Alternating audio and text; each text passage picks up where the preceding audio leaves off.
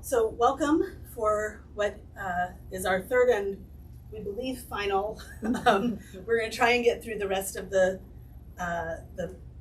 material today. So I think everybody has been here for the last couple weeks, and so we won't go through too much review, but we will begin with prayer. So I invite you to join me in a spirit of prayer. Good and gracious God, in the early days you gave us the symbol of the rainbow to show us your unending commitment and love of all of your creation, and your promise to be with us, to walk with us, and to help us make this world a better place rather than destroying it and starting over again every time things go awry.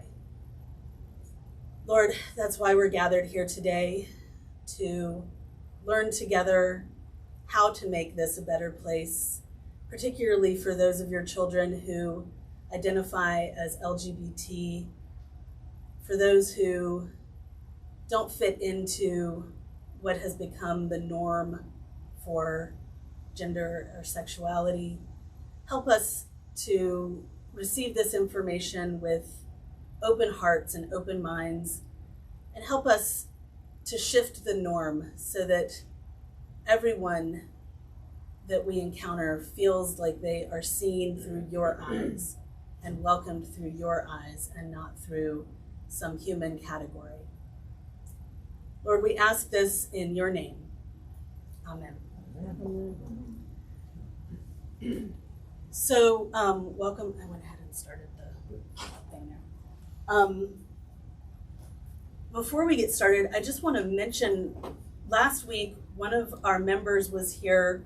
Her name is Jessie. She wasn't able to be here today because she woke up feeling a little sick and didn't want to risk bringing anything with us, to us. But she is, as far as I know, she's the only person in our congregation who has identified themselves as LGBT at this point. And she has not been worshiping with us for quite a while because she has a sick dad at home and she's had a lot of life changes. But she came last week because she wanted to hear this presentation and be here to support it. And she said that during the presentation, she teared up several times because she was so grateful to hear this subject matter discussed openly and proudly inside a church building. And so I just want to say that to reiterate the importance of what we're doing. So many people in the LGBT community do not feel welcome inside a church building and assume that they won't be. And so I think just to let you know that that is really important, and I'm so glad that you guys are here to help with this. So, yes, ma'am.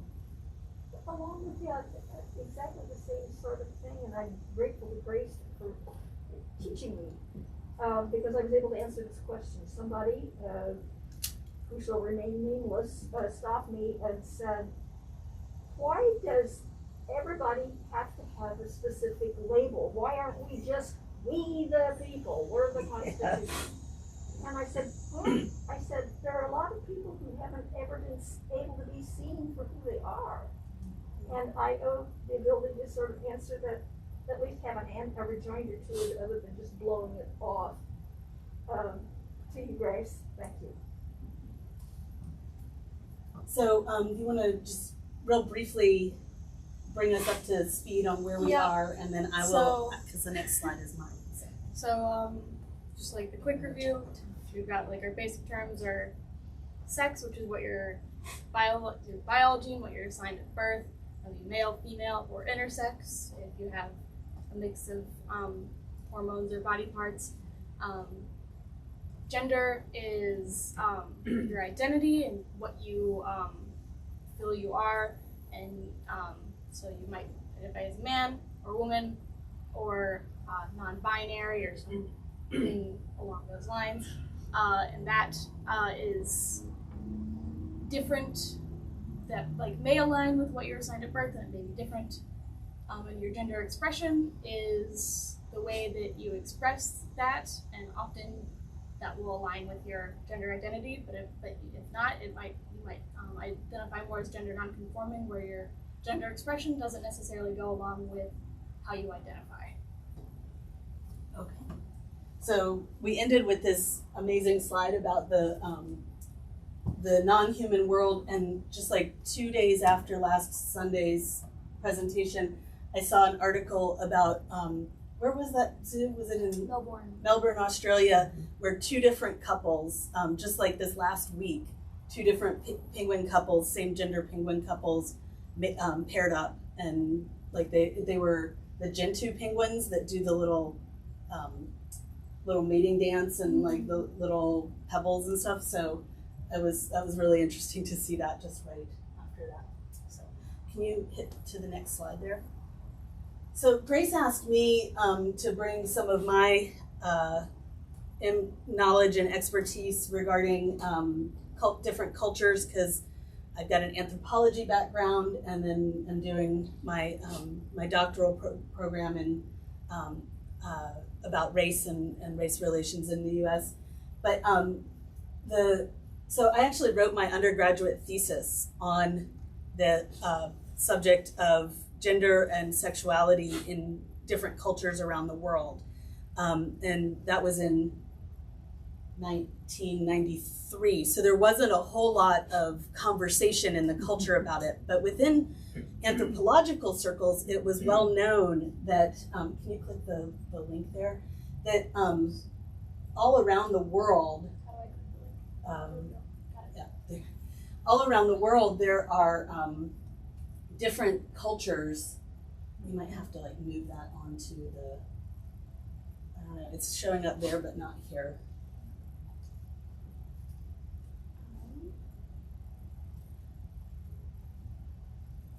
You might have to close the slideshow and go to that. Sorry, we're having technical difficulties as always. It seemed like such a clever thing to have it like right there. But I think what we'll have to do is go here.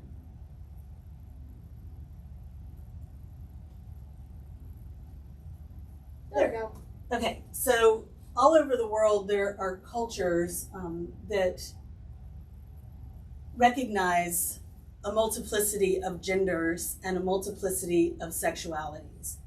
And some of the most famous would be here in the US. You might have heard of the Two-Spirit.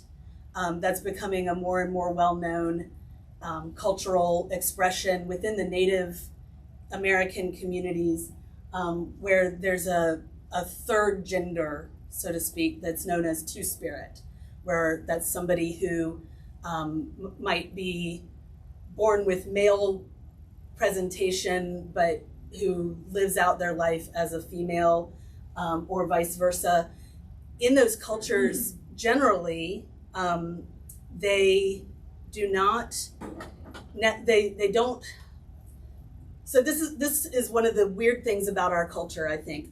Western culture associates gender in general with sexuality. They're very closely linked in our culture. Other cultures don't assume that your gender dictates who you love, physically or emotionally. So in particularly, can you click on one of these little buttons down here? I think it's this little one right here. The little southwest. Like there should be something that pops up when you click on that little doohickey. Okay, maybe not. It works on the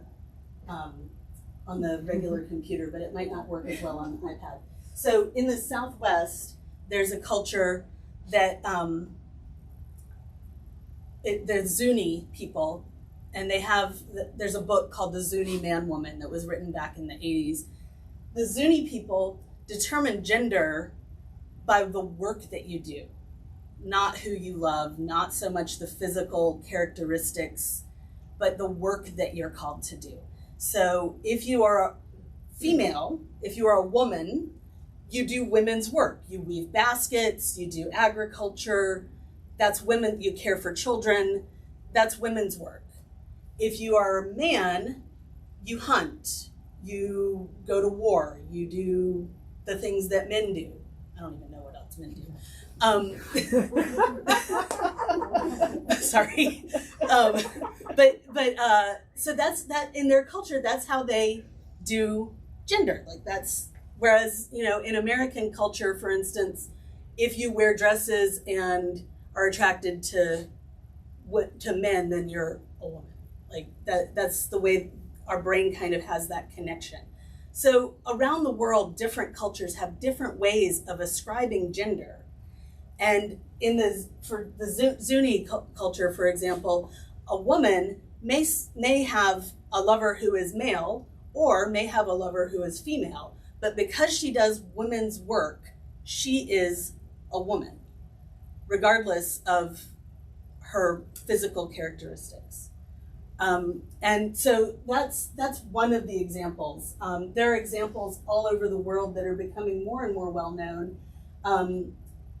Some of the most well-known these days are coming out in the Asian Pacific Islands. A lot of those cultures have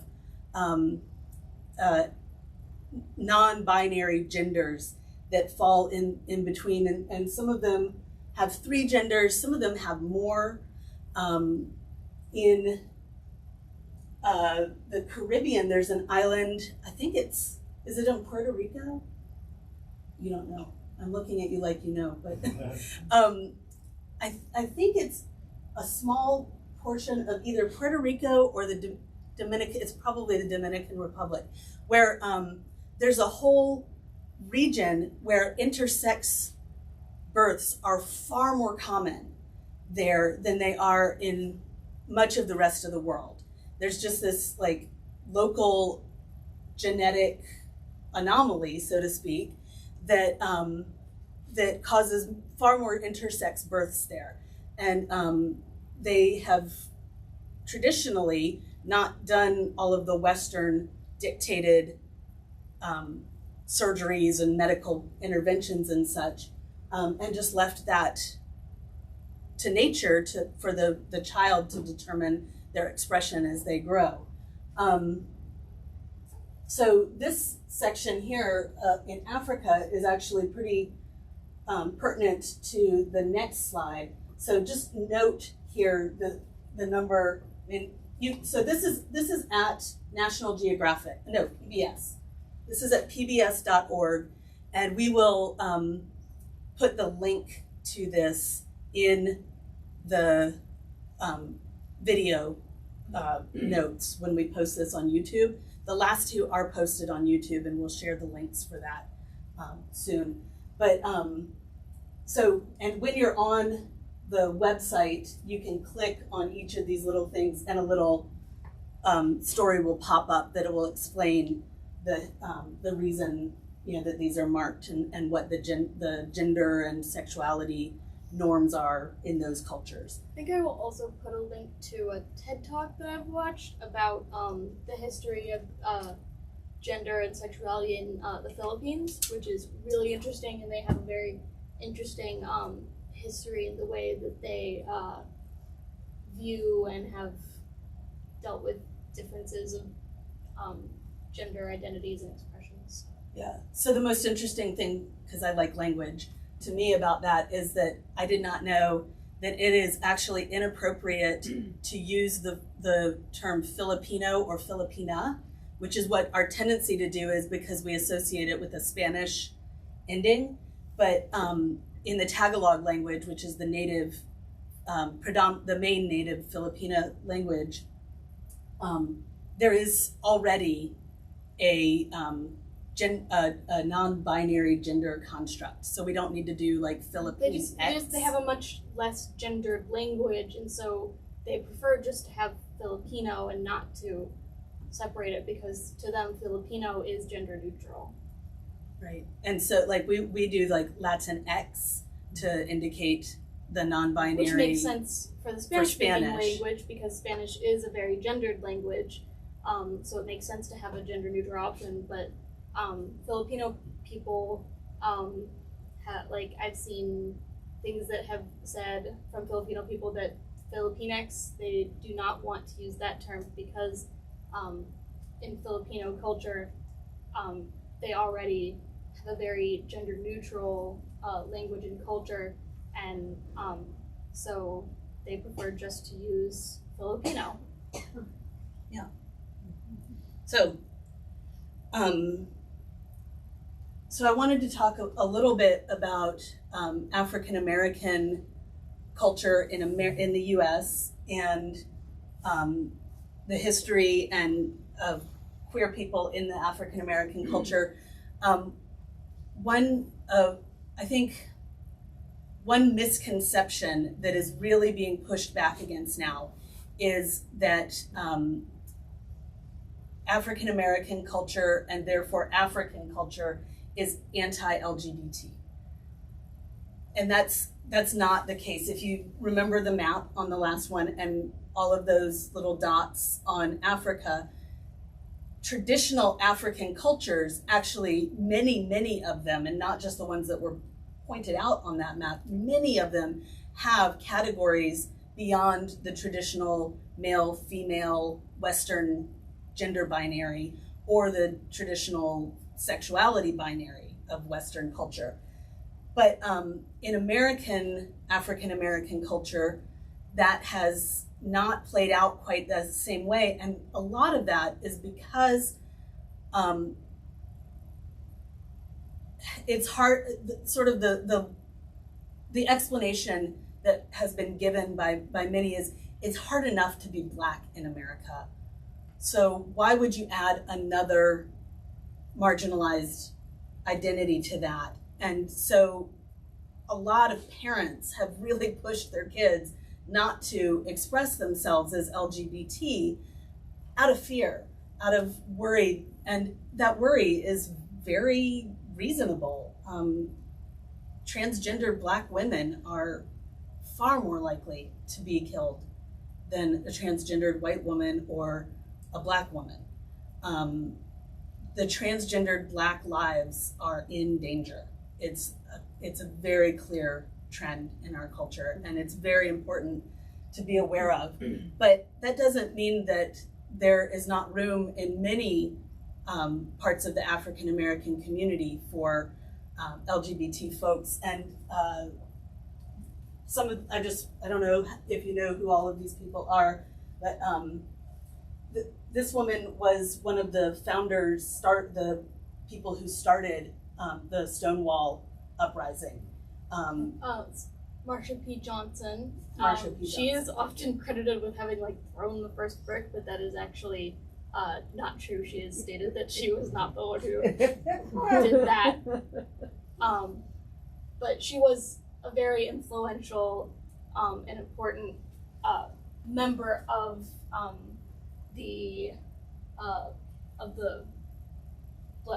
Black civil rights and of queer rights. So she was a very important figure for the queer community, especially the queer community for African American people. This is James Baldwin. He's a very famous writer. He left the U.S. and lived for much of his life outside the U.S. because it was so hard to be Black and gay in the U.S. Audrey Lorde, very well-known activist and writer. She wrote fiction, poetry, and essays. Her autobiography, Zami, is one of the most powerful memoirs I've ever read. Really, really amazing. She grew up in New York City during the 30s and 40s as a gay woman, and found her way into the gay community in Manhattan, and is an incredible writer, just incredible. This is, his name just went out of my head. He worked with Martin Luther King Jr. I wrote his name down here. so that I could remember it, and now I can't find it. Rushton. I can't remember his name. Somebody Google that for me. Rush. I'm gonna forget it now. I don't have anything to Google on. I do remember. Like, I know, I've heard of him. He was very close with Martin Luther King Jr. He worked alongside him for a very long time. He was one of the top aides to Martin Luther King Jr. and worked very, very high up in the civil rights movement, but was encouraged to keep his sexuality quiet during that time because he would not be accepted. It was felt, especially by the Christian side of the movement. So I can't believe I can't think of his name. And this woman's Dixon. How did I not write all these names down? Her last name is Dixon, and she was one of the first. She was the first Black woman to be elected to this. Now I can't remember all of her story. Dang! I thought I put notes in the slide. I'm so sorry. I'm so sorry. Sorry, you didn't put any of these pictures on this phone. So. Oh, well, okay. Sorry about that. But I have a quote here from Angelica Ross, who's a businesswoman, actress, and trans rights activist, and she says, "Sorry, Bayard Rustin. Yes, that's his name. And if somebody can come up with her name, that would be great. And yeah, Bayard Rustin is the guy on the top left. So Angelica Ross says, I know that what's really happening is that so many mothers and fathers are so concerned about their Black child's safety, cis or trans. That's why every Black child gets a talking to about how to survive in America, what not to do, how to dress, how to talk. And that extends to the LGBTQ community. They tell us, why would you want to put one more layer of oppression or one more difficult thing to get into this world? Don't you understand how the world is going to treat you? So that's the explanation that she gives for why it seems that the LGBT community is not welcome within the Black community. But that's really, there's a lot of work to change that. Yeah. Do you want to mention along those lines that Marcia P Johnson, she died under mysterious circumstances, in a way that's pretty clear that it was some sort of hate crime that was one of those things that we just don't really know exactly what happened. Yeah, so that continues to happen when every year there's a day of remembrance for trans lives, because so many trans people are assaulted and murdered, and so many of those are women of color, trans women of color. It's almost an epidemic. The Day of Remembrance is also for members of the trans community who committed suicide as well. Yeah, which so trans lives and LGBT lives in general are endangered by both by violence from the outside and by deaths of despair.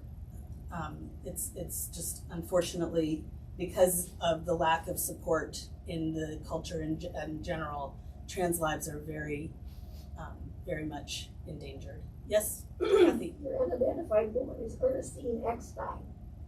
Ernestine Epstein? Is that her name? Eckstein. Eckstein. I don't know why I got Dixon, but okay. Thank you. So, on that note, our final section is on advocacy and how we support our LGBTQIA plus siblings. So we are starting with some reminders. this might be some, not sure how up to date this information is because I'm not sure that I updated it from the last time, but 517. that map is from 2017. That was in 2017. Those were states that had anti-LGBTQ bills, things that restricted gender or sexuality for members of the LGBTQ community. So 54% of LGBT plus people are concerned about being the victim of hate crime. General population, that is less than 10%. LGBT youth are twice as likely to have been physically assaulted. 92% of LGBT youth hear negative messages about LGBT people. 68% say that they hear these messages from elected officials. Only 9% of the ELCA is a reconciling in Christ congregation, which is the group that we are a part of that dedicates itself to making the ELCA more supportive and welcoming to members of the LGBT plus community. And 40% of homeless youth identify as part of the LGBT plus community. And I know you guys can't see the small print here, but the kinds of bills that are there, anti-transgender bills, that includes, which in Missouri we have several of these kinds of bills. It is legal in Missouri to fire somebody without cause based on their gender or sexuality. So if somebody is gay, you can fire them. You don't need to have a reason beyond, I don't like them because they're gay. Or if they're transgender, or really, I think that an employer could push that to, I don't like their gender expression. Like, they're gender non-conforming, and so I don't like it. I don't think they have to have any excuse to fire them. That part of them. Yeah, but there's in other states where you don't need an excuse to fire, there might be a protection in place. In Missouri, there is no protection in place. Some of the other kinds of bills that are here, this one is about adoption and foster care. There are states. That's a common one where it becomes really, really difficult to adopt or foster as a couple that has who is gay or gender nonconforming or transgender. It is often very difficult for members of the LGBT plus community to adopt or foster because of the rules set in place in that system. Some things that are like very topical right now are bathroom laws are always relevant because there's always people saying that transgender people shouldn't be allowed to use the bathroom that they identify with, as if it's always pushed that it's in some way dangerous, which obviously it is not. They're not. No one's changing their gender expression to use a different bathroom to something. No one's doing that. That's just not happening. Another thing that's very topical right now is sports in schools, where there's a lot of laws being passed so that that prevents transgender people from participating in with the other members of their own gender, and that has become a huge issue in schools, and that's been happening in the Olympics, and it's really I know that there's been some stuff in Missouri and I think in Minnesota in schools. In schools, it's really awful because it ends up making it legal to have people checked and stuff, and really these are minors, and that's just totally out of line and unsafe. And in the Olympics, it's had repercussions where the excuse is that is something like trans women have too much testosterone and it'll give them an unfair advantage in women's sports.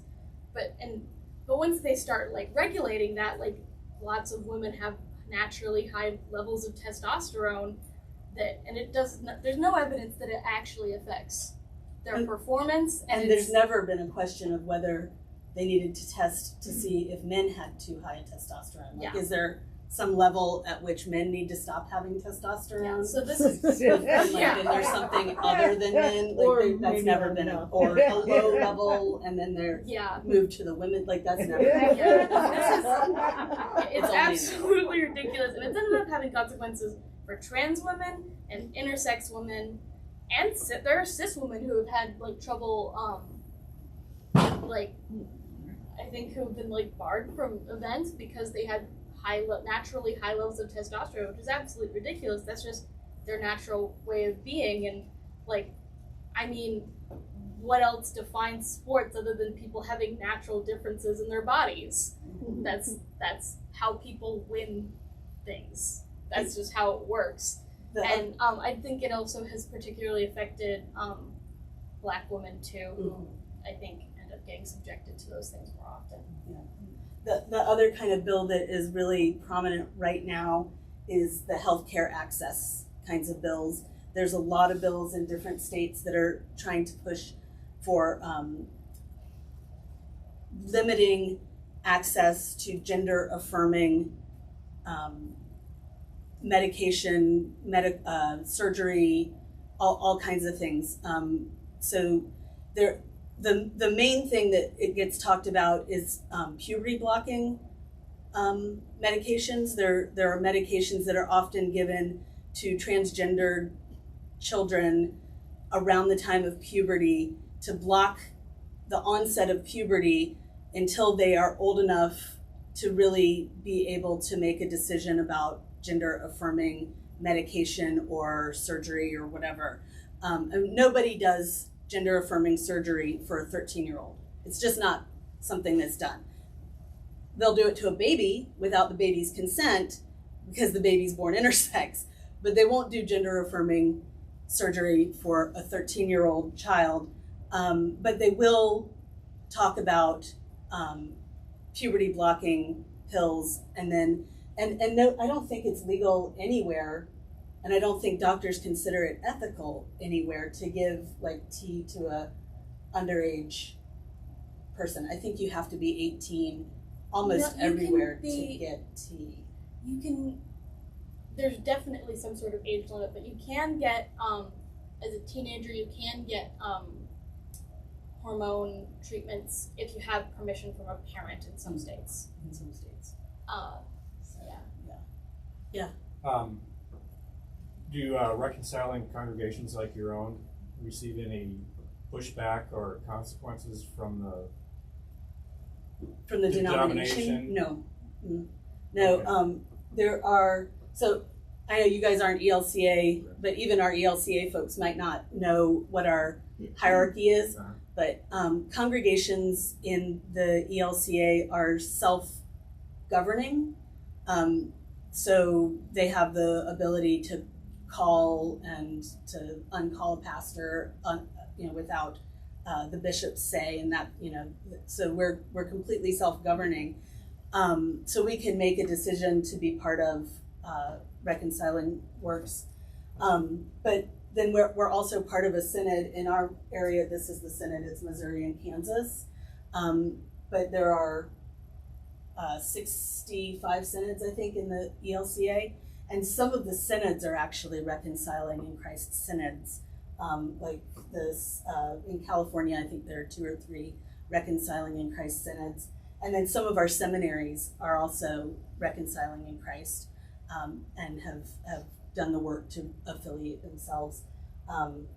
And our church-wide organization, which is based in Chicago, actually has quite a number of people who work for Churchwide who are gay or LGBT, because for a long time those folks couldn't be called to traditional pastor positions, and so that was their kind of outlet where they could go and work for the church still. That's changed now in some ways, but yeah. So, Grace, what was the percentage you threw out earlier on ELCA nationally? 9%. 9%. So on here, just some more, 52% of LGBT plus people live in states where there are no laws about conversion therapy, which is, we send people to like camps and things that are meant, like programs that are meant to make people not LGBT plus. Obviously, it does not work. And it really just has high rates of PTSD and suicide. Those are the effects of those camps, and there are unfortunately many places that do not have laws about this. And there are even some places that have no laws about it for camps for children and stuff. But LGBT plus people who have experienced a lot of rejection due to their identity are 8 times more likely to have attempted suicide. And in a 2018 survey by the Trevor Project, which is it's a organization that works a lot with trans people and trans youth, and is definitely worth looking up and donating to, just by the way. But 1 in 3 transgender youth reported attempting suicide in their study.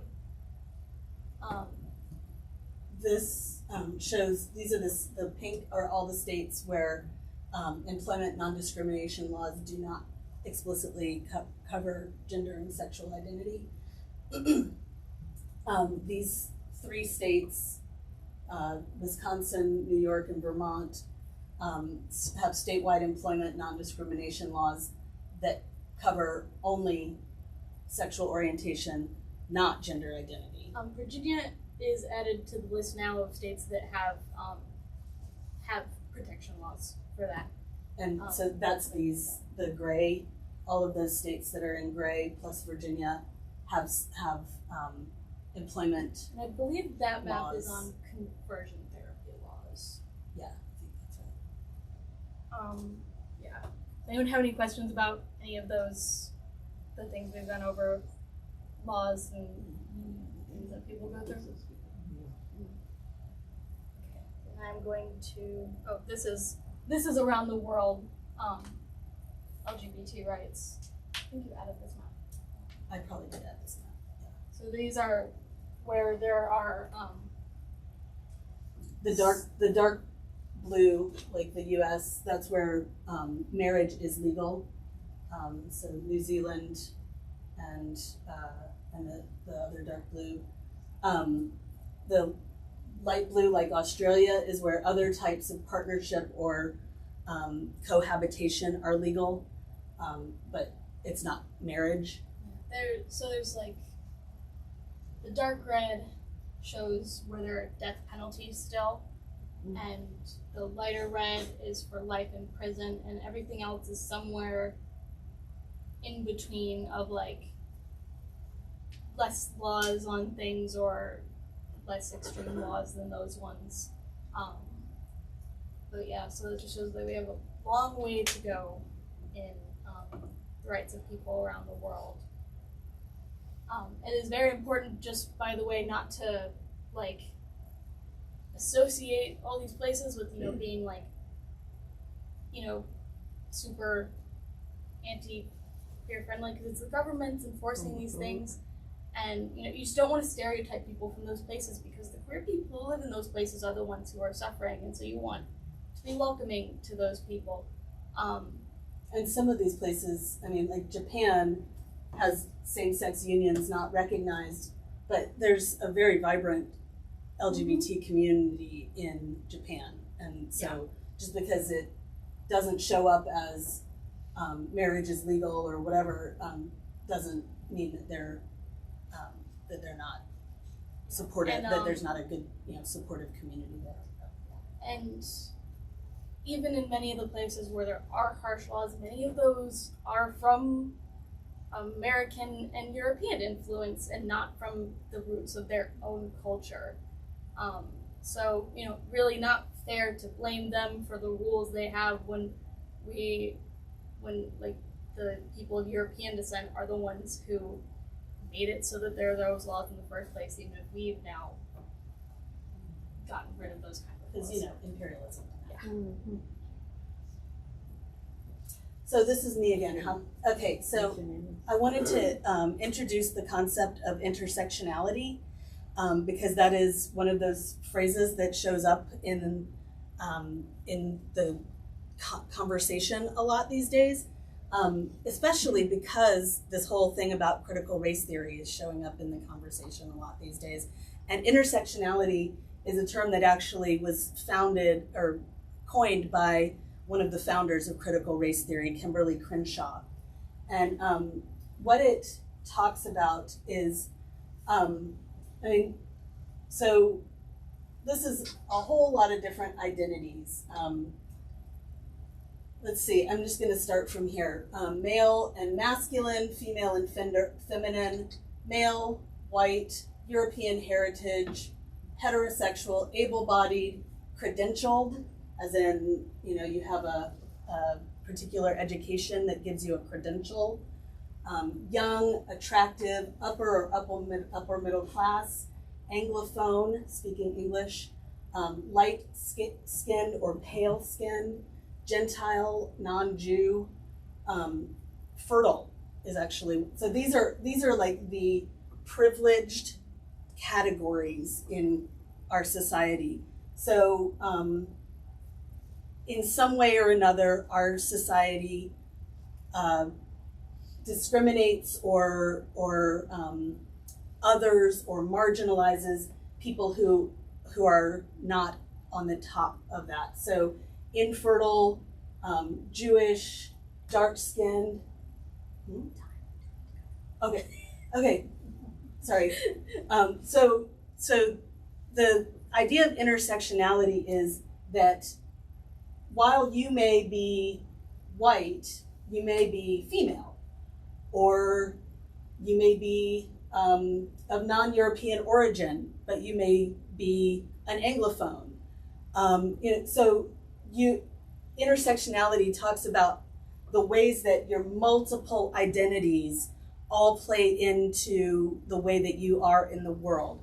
And it encourages us to embrace all of those identities and to bring all of them to the table so that when in the legal system, which is what critical race theory was developed to address and what intersectionality was developed to address, if you had a discrimination issue and you were a Black Latina woman, you could sue based on being Black, based on being Latina, or based on being a woman, but you couldn't sue based on being a Black Latina woman. Because the way that the law is written, you have to choose one of those identities. But the discrimination probably wasn't based on just one of those identities. And so the law doesn't allow somebody to bring all of who they are into the conversation when they're seeking redress for a wrong. So that's what the concept of intersectionality came from. But for our purposes here, I would say what we want to remember is that as a congregation, we are welcoming people for all that God has made them to be. Our job isn't to welcome them as a woman but not LGBT, or in spite of their LGBT-ness, or something like that. It's not even though you're this, we're welcoming you. It's because of all that you are. We are welcoming you, and that includes everything from people with disabilities to people of different language backgrounds, or any of these marginalized identities. So I'm happy to talk about that more if people want to. I don't know if we have time for a video, but I don't think so. I think I was it's just talking. 3 minutes. I don't know what we have beyond that. Oh, some I have history. just We'll put the video in with the stuff that goes up. I have just some quick history, just like some basic things. I mentioned Stonewall earlier. It was not the start of the movement, but it was a very important moment that really pushed forward the gay liberation front, and pride parades sort of started after Stonewall. So it's a very important marker of queer history and the fight for queer rights. And you can find information on this. There's sort of like a story that's told about it. It's not quite like how it was told, obviously. I think there's a children's book on Stonewall. Yeah, I'm sure there is. PBS did a documentary. Yeah. Yeah, you can find lots of information on Stonewall. I might link some stuff on Stonewall in the description. The AIDS epidemic was something that really affected the queer community in particular. Gay men got AIDS a lot, and it's one of the things that has affected the ability to learn queer history, was that there was basically an entire generation of the queer community that was lost to the AIDS epidemic. It was a really awful thing that the government really didn't do what it was supposed to help stop the spread, because it was mostly affecting the queer community and poor communities of color, and so those people really suffered the effects of that. There was just a thing though in Providencetown, I think, where there was an outbreak of COVID, and it was in the queer community, and they were able to contact trace and deal with it and shut it down really fast, because they had the history of the AIDS epidemic and they had the knowledge that was still in the community, and so they were able to help the CDC deal with that outbreak in Providencetown and stop it from getting worse because of that history. It's a really prominent part of the history of the queer community, both in the damage it has done and just the history that it is. And another important date is the legalization of gay marriage in the U.S., which was in 2015, where it was 50 states, which I think we all remember that. So queer history is a little hard to get into because it's been so censored, but those are just some important dates and things. So now I'm getting into some actual how to make members of the LGBT plus community feel more comfortable, and how to be an ally and an advocate. So first of all, do not use identities as slurs or insults. Words like gay and queer, these are positive things to be. They're people's identities. Using them as any sort of insult or slur makes people feel invalidated and will make people feel unsafe. So make sure to be very careful not to use any of those words. That includes gay, queer, lesbian, dyke, any of those things. Those are people's identities and not to be used as insults or slurs. And now on pronouns, which I know feels like a lot, but I promise it's really not as scary as it seems. So as far as the pronouns that they are, I'm pretty sure she, her is typically feminine, he, him is typically masculine, and they, them is typically more gender neutral. I know that it's often thrown around that like singular they, them is not grammatically correct. That is false. It wasn't until like sometime in like early 1900s that there was anyone pushing any sort of like that was grammatically incorrect, and it was just like people in some like high up grammar association, and it never actually took full effect, except that they tell you that in English class or whatever. But everyone still uses it. Even the people who say that you shouldn't use it still use singular they, them.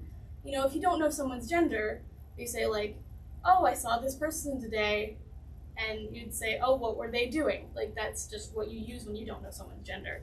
And it has been around longer than we have stopped using thou as a pronoun. So neopronouns refers to pronouns other than she, her, they, them, and he, him, which is becoming more and more common. Some common ones are like they, them, and it's just for people who feel that those pronouns, the typical pronouns, don't properly express their own gender identity, and so they just choose those pronouns that make them feel safe. And those can be a little harder to adjust to, but you just have to listen to what they say. So on people's pronouns, they would rather you asked than to get it wrong, and there's nothing wrong with asking for someone's pronouns. It's absolutely always acceptable to ask for someone's pronouns. In fact, it's a good idea to ask Yeah. for people's pronouns. Sorry, I'm supposed to be in the camera. It's a good idea to ask for people's pronouns, and it's also a good idea to put your own pronouns out there, because that normalizes it and helps people who might not feel, they might not want to single themselves out and draw attention to themselves by putting pronouns out there, because that might out them in a group where everybody seems to be cis and is not sharing pronouns. So it's to say, hi, I'm Aimee, my pronouns are she, her, makes it so that somebody else in the room it's can a simple share thing theirs. you can do that really does help people to feel more safe and comfortable and able to share their own pronouns. And I know that is a little harder in places like Missouri, depending on where you are, but if you can, it's good to do. And also, I would like to say that pronouns are a right and not a privilege. Someone should not have to earn the right for you to use their correct pronouns. We all have the privilege and the right to our own pronouns. Cis people have not had to experience people using the wrong pronouns. You just grow up with people using your correct pronouns, so we don't know the feeling of having had that right taken away from us. And so it's very important to remember that someone's opinion, your opinion on someone, like you're allowed to not like someone who's a member of the LGBT plus community, but that should not affect how you treat their identity. Their identity is their right and not their privilege. So even if you don't like someone, you should use their correct name and the correct pronouns, and you should defend their right to use that name and pronouns, because that is the right thing to do. And if you don't like them, just use their correct pronouns and continue not liking them. It's very simple. Okay, we are out of time. It's 4 minutes to 10. I'm just gonna see what. Can I finish the pronoun section? Yeah. This is misgendering.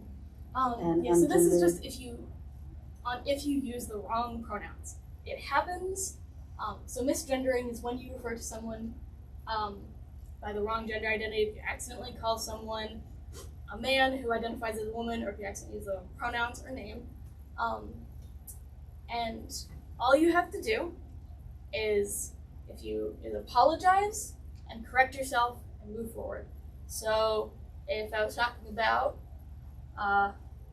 Pastor Aimee and I said, oh yeah, he was doing this, I just go, oh sorry, she was doing this, and continue on with the conversation. And that is really the appropriate thing to do.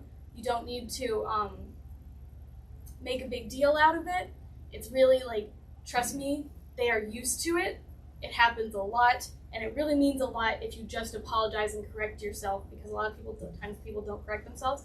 So it really does mean a lot when you just correct yourself and don't make a big deal out of it, because just a reminder, they had to change their own pronouns. They had to get used to using their own pronouns, and that is very difficult. So trust me that they understand that it is difficult to shift pronouns. And as long as you just correct yourself and move forward, they will completely understand. And also, if someone corrects you on pronouns, you should thank them for correcting you, because that means they felt safe enough to correct you, and they felt as if they could actually, because people often have to like practice and do the practice of correcting someone on your pronouns is very difficult, because often it's scary and feels unsafe. So if someone corrects you on their pronouns, then that's really a compliment that they felt safe enough to do that around you. So if you use the wrong pronouns for someone and they do a quick like she, then just say, oh, thank you, correct yourself and move forward. And on that note, also, it's good to get into the practice of using gender neutral terms, like how I started this presentation of saying our siblings in Christ rather than our brothers and sisters, because when you use gender neutral terms, that just sort of includes everybody of different gender identities and expressions. So it's good to us in the South already having the y'all. Yeah, y'all is a great term. Instead of you guys, you say y'all or friends. You can use gender neutral terms when you're talking about like sort of in the theoretical terms. Instead of saying if a person does this, he might do this, you say they might do this instead. It's just a good thing to practice. It takes a lot of practice to get into that, but it's totally worth it just to try and use it when you can. It's 10 o'clock. Should we, So, but this is important. Do not out someone. I mean, that I think we can end with that. But maybe you should just yeah. finish recording. Yeah. Why don't you finish recording the rest, Alright. and we'll put that. You can put that on the thing. Yeah. On the, So and I have to go. I'm just gonna keep talking, and y'all can go upstairs if you need to. So it is very important not to out someone, which would be talking earlier about like coming out of the closet. And so someone coming out is their choice. If someone is outed from the closet, that is not their choice. And it is an issue of privacy and of safety. Someone's identity is their private information. And unless you are certain that they have given you their explicit confirmation that you are allowed to share it with, you should not share it. Even if they say like you want to be sure where you're allowed to share it if they tell you that you can share it. Because it's not your place in general just to talk about someone else's personal identities and issues. And it is for members of the LGBT plus community, it is a matter of physical safety. If you accidentally out them to someone, that can have a lot of consequences for them. In their safety, it could, as we learned, it could risk their job, it can risk their relationships with their family and friends. So you just have to make sure that you are not outing someone, even on accident, something to be very careful about. On asking questions, it is okay to ask questions. That's something that is encouraged, but it is easy to ask inappropriate questions. So basically, you just make sure that you are never asking about someone's body. If someone has information along those lines that they want to share, just let them share that. Don't ask those questions. It's just not something that someone wants to have asked about them. It's just very personal. I have a question about that. But if you don't want to hear it, I mean, I don't have anything against, I really try not to be concerned about gender, sexuality, and all that. But I don't hear that from anybody. So it's okay to say, just stop, I don't want to. I mean, because I don't really feel comfortable talking about other people's bodies, and it has nothing to do with their sexuality. I think that just depends on what they're talking about. I mean, like, obviously you don't want to hear explicit things. Right, that's but, that's kind of where I get with some of these things. It's like, yeah. Asking is never appropriate. Why would it be sharing would ever be appropriate? I mean, it depends on, people do share those things in, like, heterosexual culture in songs and stuff. So, for things like, because members of the LGBT plus community have had to censor themselves so much, Okay. it is a thing where, I mean, you don't have to watch when they're doing things, but, like, just try not to tell them they're not allowed to express those things, because they've been censored so much that the ability to be open about their bodies and their experiences with their bodies is very, very important to them, to their mental and emotional health, and to the community and the community's When you connection. first said that, I was like, well, wait a minute, why do I have to listen to something I mean, it has nothing to do with their sexuality. Straight people, I don't want to hear from them either. Yeah.